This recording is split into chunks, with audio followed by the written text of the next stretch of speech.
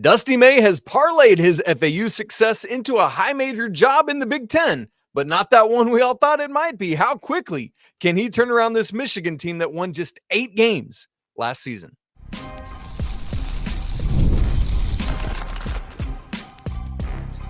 You are Locked On College Basketball, part of the Locked On Podcast Network. Your team every day. Hey there, what's up? Welcome into the Locked On College Basketball Podcast, the only daily national college hoop show out there. I'm your host, Isaac Shea, joined today by our good buddy, Leaf Tulane, and we are excited to be with you. You're joining us at the place to get your college basketball content every single day, part of the Locked On Podcast Network. Thanks for making us your first listen or watch, and I do want to remind you that you can catch every episode ad-free on Amazon Music. Special shout out to all the everydayers joining us, and of course, all the Locked On College Basketball Discord members. Let's get into it. Today's episode is brought to you by FanDuel. Place your first $5 bet and you'll get started with $200 in bonus bets. That's guaranteed. Visit FanDuel.com to get started.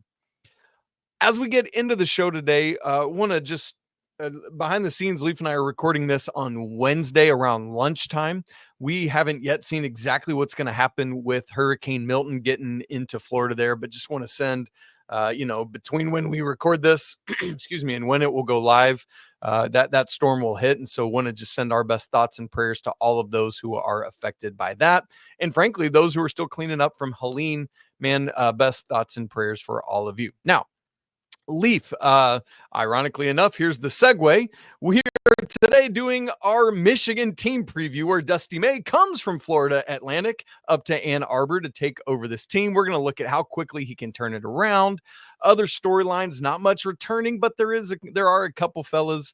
We'll look at all of it. We'll predict our starters. We'll see where Michigan's going to finish and if they can make it back to the NCAA tournament after a 2-year hiatus. That is wild to me. So, Leaf, that's where I want to start is just a couple reminders of last season, including some trivia questions I've got for you. Are you ready, my man?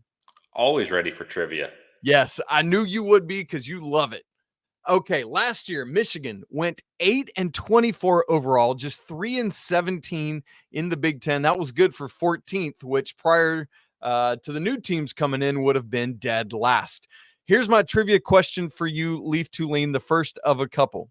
How many Power 6 schools, so that would be ACC, Big 12, Big East, Big 10, Pac-12, and SEC, how many Power 6 schools had fewer overall wins last season than Michigan? Without thinking too much, I'm going to go with 3. You're very close. The answer is 1. Only one Power 6 school had fewer wins, and that would be whom? Who's your guess for who it is? I was going to go with Oregon State. I was working geographically, and I was thinking to myself west to east.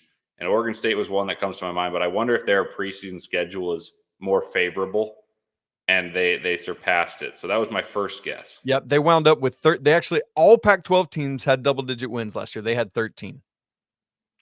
Yeah, no, the thing about Michigan is they got such a big brand that they can go into.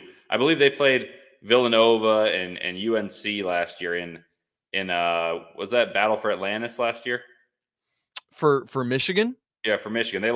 They played Nova, I want to say, and they played earlier. Maybe that was 2 years ago. I'm mixing all my that was 2 years ago. Last year they were what event was that? They played Memphis and Stanford and Texas Tech, but I can't recall what event it was off the top of my head. I think it was Atlanta. They might have been in Atlantis. It was those other teams that no, because anyway, keep going.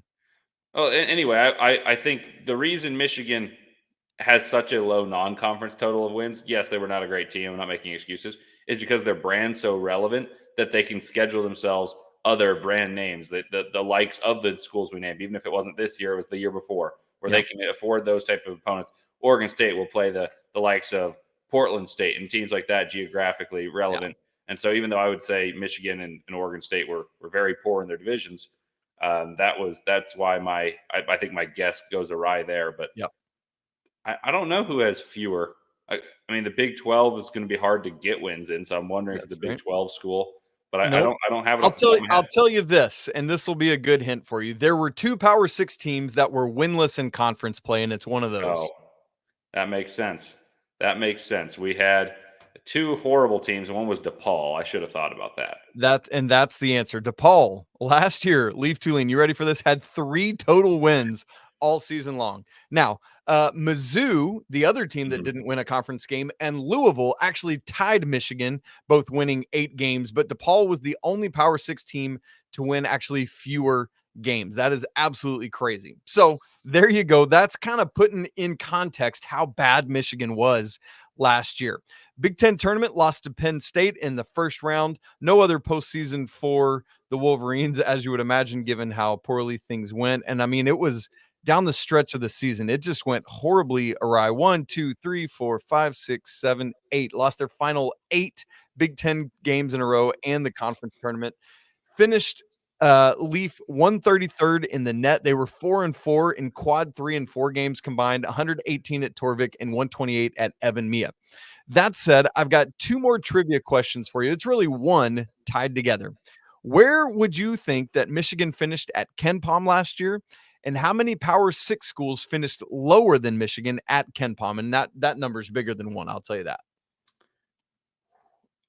So Michigan, I'm going to go about 120 in Ken Palm.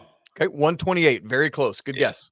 So the rationale there is essentially some teams just don't have the horses to play at a pace that gives them offensive ratings that count up to as good of a total. And the contrary is obviously Virginia can play really slow, but if they score a lot for those possessions and like they did in their championship year, then that helps efficiency counteract. And you're ranked higher. Right.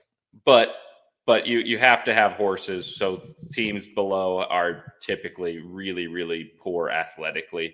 Yeah. And they play not beautiful Princeton offenses, So that give one's me your guess, easier. Leaf. How many Ken Palm teams finished below Michigan last year?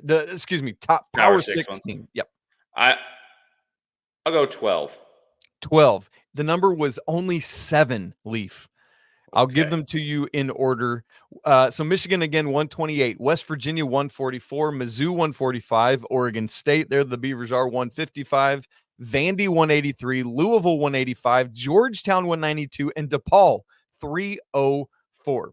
So when you place Michigan in a group with that set of teams that we would all, I think, quite obviously remember as being just putrid last year, and yet Michigan is right there in that group of 8 teams, that I just want to use that to set up a reminder of just how bad Michigan truly was last year. Consequently, Juwan Howard is out after 5 years. And now Juwan, who in 5 seasons in his first 4 won at least 18 total games and at least 10 Big Ten games every year. And then it just fell off the cliff last season, plus all the off the court stuff, which we don't need to relitigate.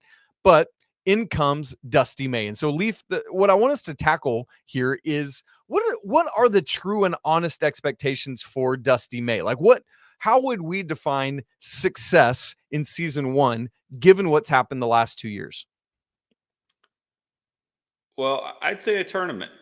Like why not just making it? You're saying just making it. Why not say a tournament? Because Michigan's a proud basketball tradition. That's right. You're not going to be as bad as you were last year, but you're not going to be the Juwan Howard 1 seed that had Franz Wagner, Hunter Dickinson, and Isaiah Livers. So I think making a tournament in year 1 and establishing for the future would be my expectation.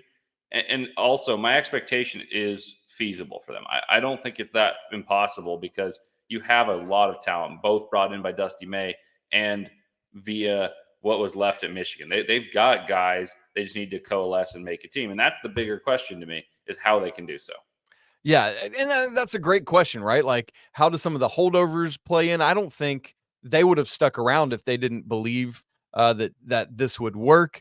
Not to mention that one of them, oh, by the way, is Juwan Howard's son, which, man, the maturity and humility of Jace to stay, man, I just think is very commendable on his part. And you love that. So, I mean, and looking at it last season, Michigan started 3-0, but then lost 24 of their final 29 games. And as you said, Leaf, this is a team that is just 4 seasons removed from going 23-5, climbing as high as number 2 in the AP poll, winning the Big Ten regular season, getting a 1 seed, making the Elite 8. That was part of a run of 5 straight Sweet 16s, which they're only 3 years removed from the last year of that, including that national runner-up and Beeline's next to the last season. Why do you think it just fell off as poorly as it did last year? Like, what made it just so utterly bad in 23-24? It's always hard when you lose guys to the pros and then the transfer portal. Michigan should be able to get guys, and they have been. And this year they were able to, but they didn't win the transfer portal. They lost Hunter Dickinson, obviously, is a big Right. one. That's They key. lost a few other noticeable players that had good careers elsewhere, and they didn't necessarily grow the team. Like, he inherited a full cupboard from Beeline. We talk about it with Tommy Lloyd. Tommy Lloyd got a lot from Sean Miller. Yep. Beeline left a lot for Juwan Howard, and Franz Wagner is a pro and a really good pro, and that really helps. Hunter Dickinson's been an All-American first team predicted by the beginning of the season 3 straight seasons now. So it's like you had this talent that was obvious. Livers is a pro, and it made it a really cushy job to start because anything he did was great because you know what? He got him to the Elite Eight, a number 1 seed immediately. So to answer your question, I think it was bound to go downward because you had so much talent to start with. But I do think a lot of that off the court issues started to seep into what happened at Michigan, and I think it impacted both recruiting and the ability to stay in touch with the players and have a good environment to grow as a team. That's very well said, and I think nicely sums up where things were at. We don't expect it to be the same with Dusty May because we've already seen who he is, coach, how he runs his program, why it can be so successful, and it's nice that there's going to be at least one holdover with Vlad Golden joining him coming up from FAU, and that's where we want to turn our attention next is looking at the personnel, the guys that stuck around, the new guys coming in, how that's all going to come together. Leaf and I are going to make starting predictions and look at how this roster might shape up. All that coming up in just a second. Right after I tell you about Game Time, man, going to live events is the absolute best, especially here in the fall, man. I think it's the absolute of my favorite seasons to go to sports, whether it's outside to a football game or getting into the first basketball games of the season. I'm just looking forward to making those new memories this season. Well, great news. When you're getting tickets for this year, Game Time has a new feature that's called Game Time Picks.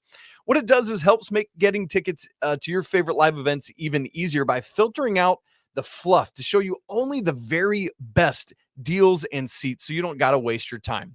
So whether it's Game Time ticket coverage, the lowest price guarantee, or the panoramic views that you can get from your seat right there in the app, Game Time has got you covered. You know the big rivalry game upcoming Saturday, November 30th as Michigan heads to Ohio State.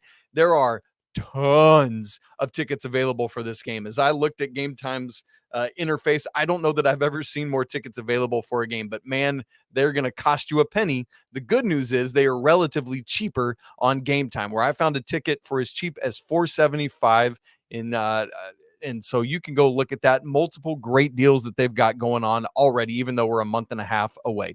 So take the guesswork out of buying tickets with Game Time. Download the app, create an account, and use code LOCKEDONCollege for $20 off your first purchase. Again, create an account and redeem code LOCKEDONCollege for $20 off. Terms apply. Download the Game Time app today. What time is it? Game time. Leaf, I forgot to mention the glory that it is of me wearing a Michigan colored shirt today. Shout out to the Wolverines. I need to get like t-shirts of all our teams here that I can wear when we're rocking their school. That's what I should do. Michigan friends, send me a t-shirt. Let's make it happen. As we look at this personnel, Leaf, I think you said it well as we got ready to get going. I can't remember the exact words you used, but it was like, I can't understand this team. Or so, do you remember what word you used?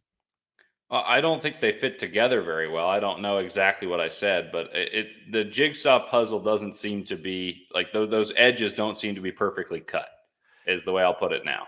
Okay, I like that. And we've got to see how that comes together. As you look at the Big Ten preseason media poll, which came out last week after Big Ten Media Days, nobody on first or second team Big Ten. Vlad Golden got some votes. He was the only vote getter in that, which is interesting and telling.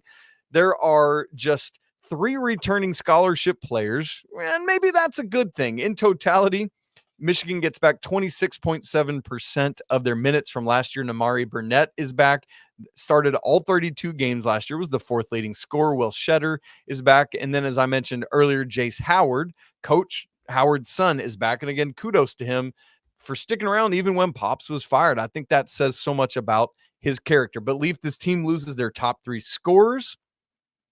And while Burnett is the lone returning starter, although Shetter did start 6 games, I'm not even yet convinced that Burnett is going to be a starter. And maybe that speaks into, are the pieces going to all fit together? What is it for you that as we have 4 other starters gone in Doug McDaniel, Olivier Kamwa, Terrace Reed, and Williams all gone, that kind of make you see some struggles for how the pieces fit?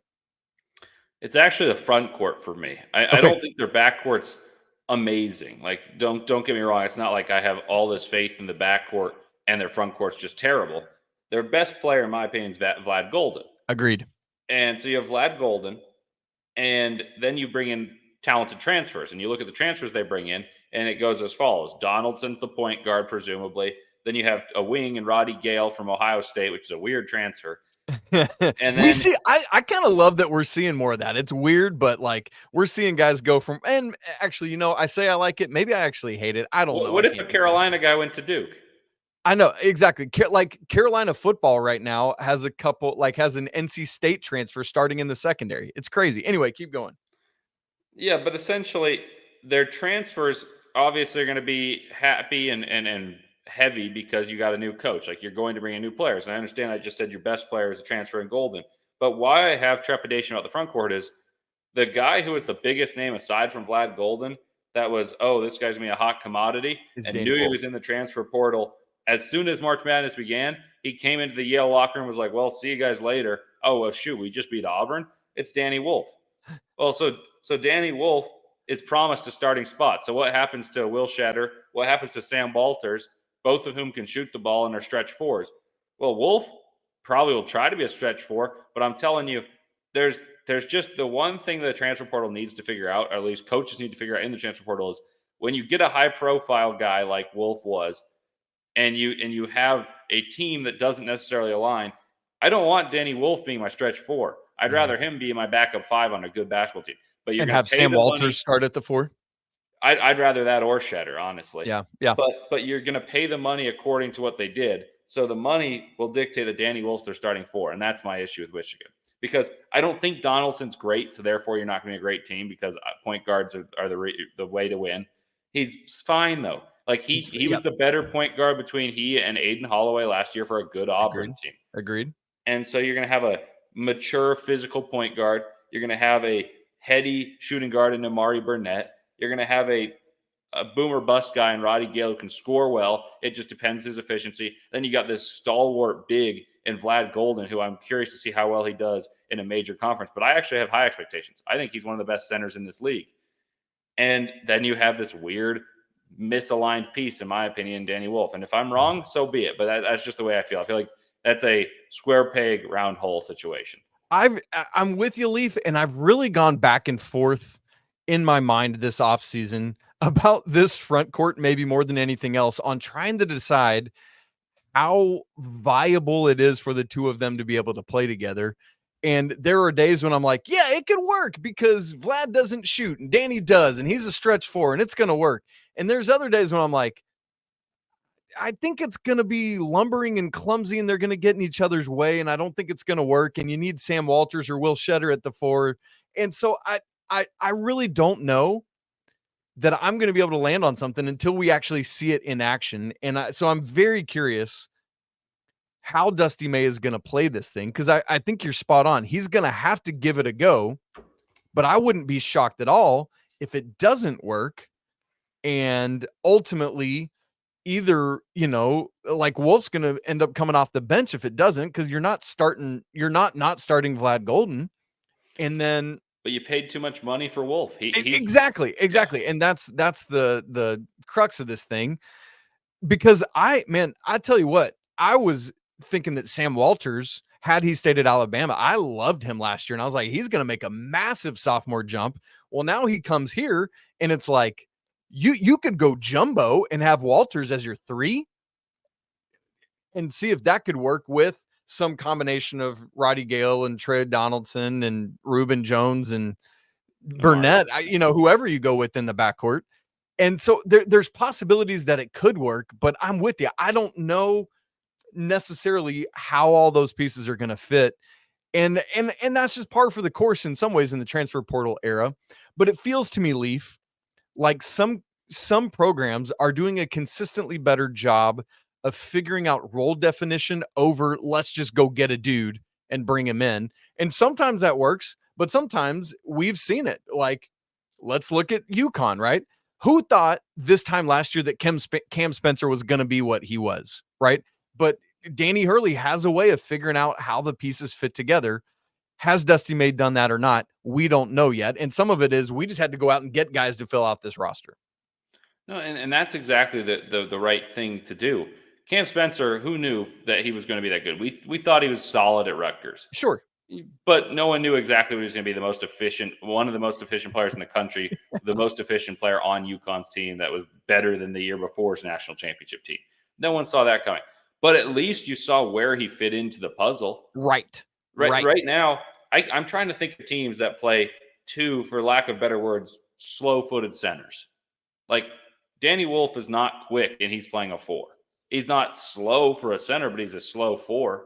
And then you have a true lumbering big. Golden runs the floor, don't get me wrong, but he's not a Samson Johnson type of runner. Right. And so you need someone to be able to move. And then you'd be like, oh, you could stretch the floor with a 4. Well, if you're trying to stretch the floor, play Sam Walters. He can shoot the heck out of the ball. So I'm trying to think of the last team that I think was successful playing two bigs that are similarly skill set. Like, they have the similar skill set. One's just bigger and therefore better than the other one. And I can't come up with anyone. And I've been thinking for the past 5 minutes on this. And so I don't know what Dusty May is going to try to do, but I also think he's going to run into the issue of his team was more talented this past year at FAU, and they weren't that good. Like, they rode the coattails, whether they like to admit it or not. Their chemistry wasn't as good as the year they made it to the Final Four. They had more talent, more experience, but they just didn't have chemistry. They were coasting past teams that weren't particularly good. They had some trip ups against teams that should not have beaten them, and then they didn't make they made the tournament, and they didn't make a splash in the tournament, even though they had a chance to against the Northwestern team. So imagine that Northwestern team, but it's picked 15th in the Big Ten. So now you got 15 teams better than the team that just ousted you. And I know Michigan's got more talent than FAU. Sure. But you can't have the talent gap that FAU had and then underachieve and then bring that to Michigan. There has to be some sort of internal motivation, and it doesn't fix the misaligned pieces of playing a 2-5s, both of whom are not particularly quick. That's right. Well, well analyzed, Leaf. Let me just specify to make sure we've acknowledged everyone who's coming in through the portal and the freshmen, and then we'll make some starting lineup predictions. In addition to the returners of Burnett, Shetter, and Howard, there's 6 portal guys. We've talked about a bunch of them, but let me just list it out. Vlad Golden from FAU, Trey Donaldson from Auburn, Danny Wolf from Yale, which is funny, as Leaf had talked about earlier, Yale beating Auburn, and now those guys are teammates. What's interesting about about Donaldson, Leaf, to me, as you said, I think he's fine, but they went out and targeted him. Dusty May said, quote, the day he went in the portal, we were on him. There was no indecision. And I get they remember him from his high school days in Florida, and Jet Howard, my understanding is, told Donaldson he gave Michigan endorsement. And so I get that. You've also got Sam Walters coming from Alabama, who we talked about. I'm very curious to see what he does. Roddy Gale from Ohio State, and then Reuben Jones, who will bring some really interesting defense from North Texas. 3 scholarship freshmen, LJ Kaysen, who was previously an FAU commit and then came along with Dusty May. Perhaps my favorite name is Darrell Fat Brooks coming in. That's PH Fat, by the way. And he was a pre-Dusty May Michigan commit. So similar to Jace Howard, kudos to Brooks for sticking around. For example, Kenai Ruth's decommitted and is now at Louisville.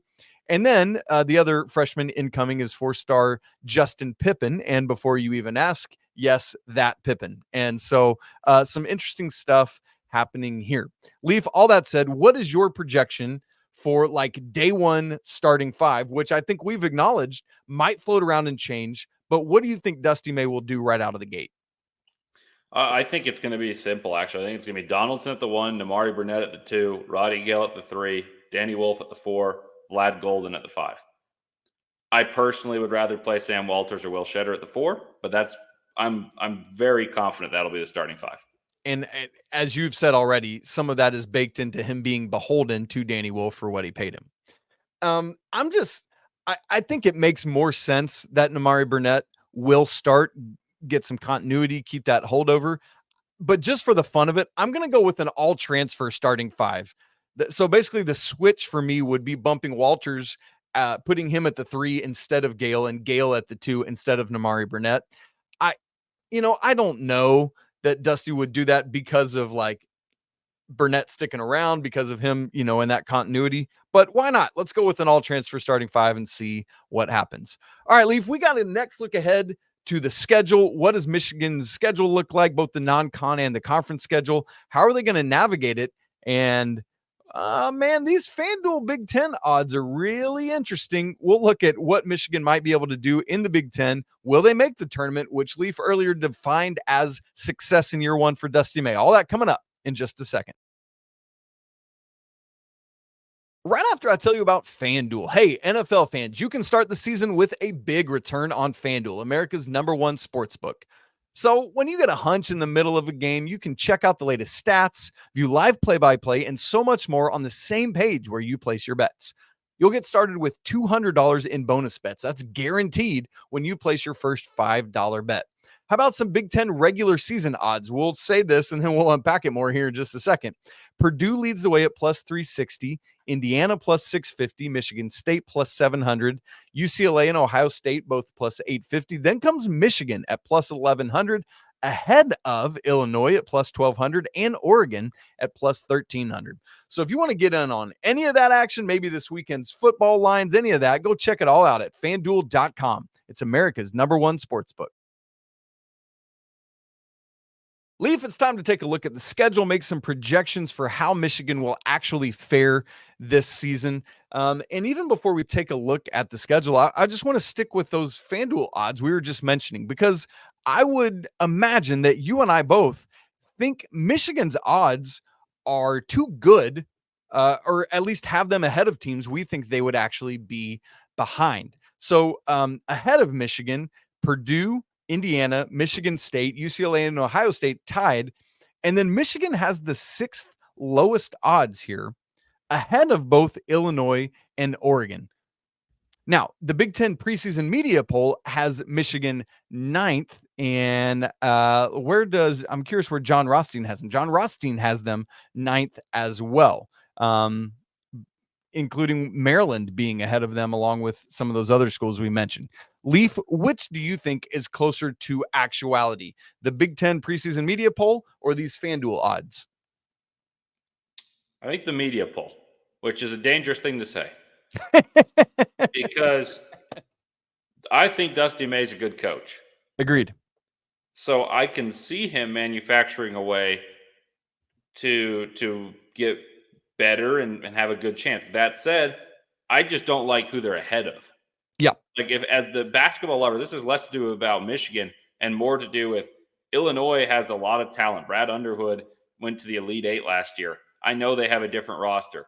Well, we talked about Dusty May, which I think is holding him back, is, like you said, he was beholden to what Danny Wolf's contract, whether it was spoken or written, said on, I'm starting. Like, that just doesn't seem to work for me. They've got a lot of moving pieces. Then you go to the teams with even more talent than what Michigan possesses, in my opinion. That's Indiana. I don't necessarily love their fit either.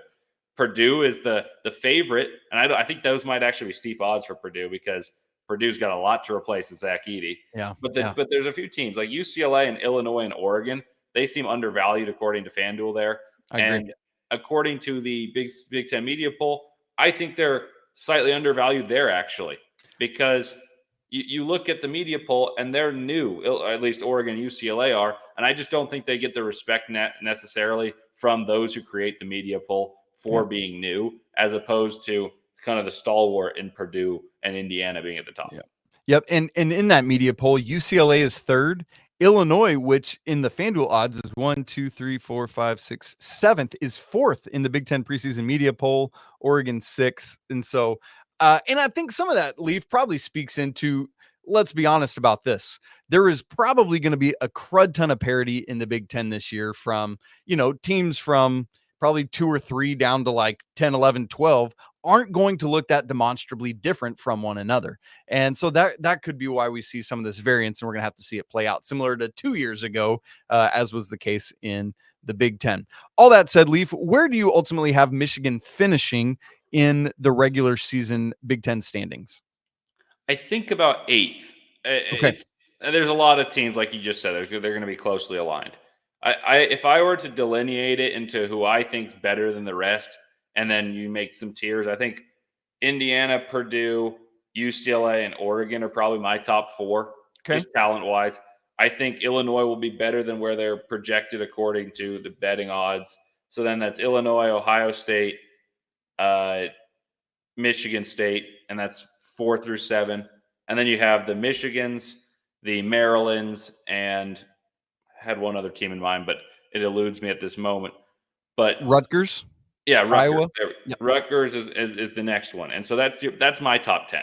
Yep. I think those are the top 10 teams in the Big Ten. I don't think any of them really are all that different. I could easily see a team I projected 8 or 9 to fall to 12. Like Northwestern, for instance, they're picked low, and they were an 8 seed last year and won a game. Yeah. I think Northwestern with Brooks Barnheiser could be a sleeper team, but they just don't have the cachet, the appeal of some of these other teams, and they don't have Boo Booey anymore. Boo, I say to that. Yeah. And here, I got a sleeper team for you, Penn State.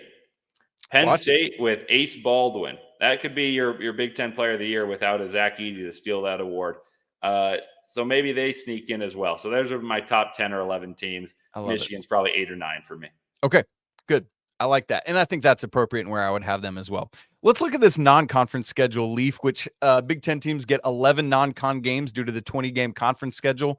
Kind of the highlights, the other high major opponents they'll play Sunday, November 10th against Wake Forest in Greensboro. Leaf, this is the Deacon Wolverine Challenge. So I don't think this is a challenge that anyone else could ever play in because, Deacon Wolverine, that's what you got. So I guess they're stuck playing this challenge every year now. After that, Friday, November 15th against TCU. Other high major games, Monday, November 25th. That's the Monday of Thanksgiving week in the Fort Myers tip-off against Virginia Tech. And then Wednesday of that week, we'll play either South Carolina or Xavier, depending on how those games all go. Tuesday, December 10th in the Jimmy V Classic at MSG against Arkansas. That'll be an intriguing matchup, certainly. And then December 18th in the Jumpman Invitational in Charlotte against Oklahoma, who I don't think is going to be very good this year. They should win that game. Everything else in the non-con is bye games. So, Leaf, it's interesting because there are no, maybe Arkansas, maybe Wake Forest, but there's no of those 6 high major opponents. None of them are like, wow, that's going to be a crazy game, right? Like there's nothing that like jumps off the schedule to me in that way, but there's several solid teams in the schedule. And I think they will help us learn something about Michigan in the non-con. Yeah. It surprised me that they don't play a marquee brand. Michigan has the Jumpman logo. They've been good. Beeline, Howard, they've had success at all levels. I'm surprised they didn't have an established opponent that was upper tier on this.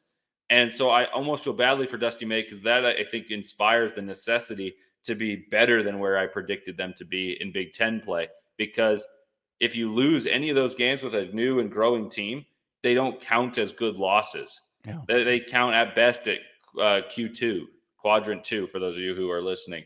And so I think it puts extra pressure on it performing well on the road in Big Ten play. So I'm surprised by that. And I also am a firm believer, an ardent believer, honestly, in you have to schedule aggressively and play good teams, because Alabama, for instance, if you look at their win-loss last year, by no means should have been seated where they were. It's because they lost to good teams. They lost to Purdue. They lost to Arizona. They lost to Creighton. Well, they made the Final Four because they developed as a team and had all these moving pieces get better as the season went along. They got better at defense. I'm not saying Michigan has that same trajectory, but to not have established playing against North Carolina, for instance, not play against the big teams that they have in years past, shocks me. And I think it puts extra pressure on Dusty May.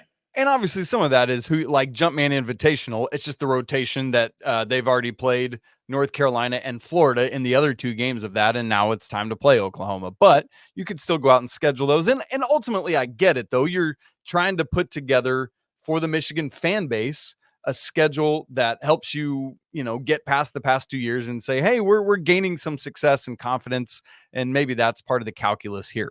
As for the conference slate, we won't say too much on it because we need to keep going. But of the 2 Big Ten games that are mixed into non-con, will be at Wisconsin on Tuesday, December 3rd, and hosting Iowa on Saturday, December 7th. But then when we get to the main chunk of Big Ten play, welcome to the Big Ten, Dusty May. Now head west, young man, because the first 2 games of the main part of Big Ten play are at USC and at UCLA. So that'll be fun.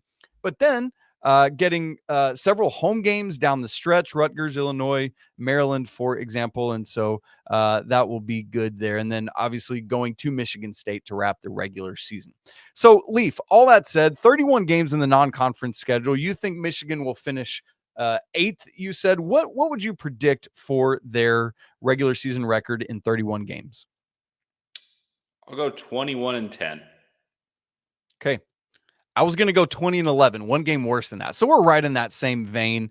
And I think that's probably about right for what this team will do, given this schedule. So we can look at that. And then, Lee, finally, you had said earlier, success for Michigan this year is just strictly making the NCAA tournament. Win a game or not, just getting there is critically important in year 1 for Dusty May. Will they do it? I'll go yes. I just like Dusty May. This is just strictly on Dusty May. And they got enough good players. Yeah. I think they may need to win a game or 2 in the Big Ten tournament based on the record we just said. But I'll go with a 8 or 9 seed. Dusty May gets in. That's right where I have it. I think they're going to get in. It's not going to be, a seed where you're projected to move more than 1 game, if at all. Some of it's going to depend on who those losses and who those wins are against. Like if they can go knock off Purdue in Mackey on January 24th, like that sets you up in a big way, for example. But ultimately I have Michigan making it with an 8 or 9-ish seed, and then we'll see what they can do. Who knows? We've seen it before with the Dusty May team. All right, Leaf Tulane, Isaac Shade, fun conversation today, talking Michigan, getting ready for what Wolverines are going to be in year 1 under Dusty May. If you haven't subscribed to the show on video and audio, make sure you go ahead and do that so you don't miss a second of Locked On College Basketball. If you're not subscribed to the Locked On College Basketball Discord, we'd love to have you there, where we're talking Michigan and plenty of other teams every day. That is free to join, and the link is in the show notes. As always, I want to tell you, apologies to the Lawyer family. Let's go Wildcats, and until tomorrow when we talk again. Peace.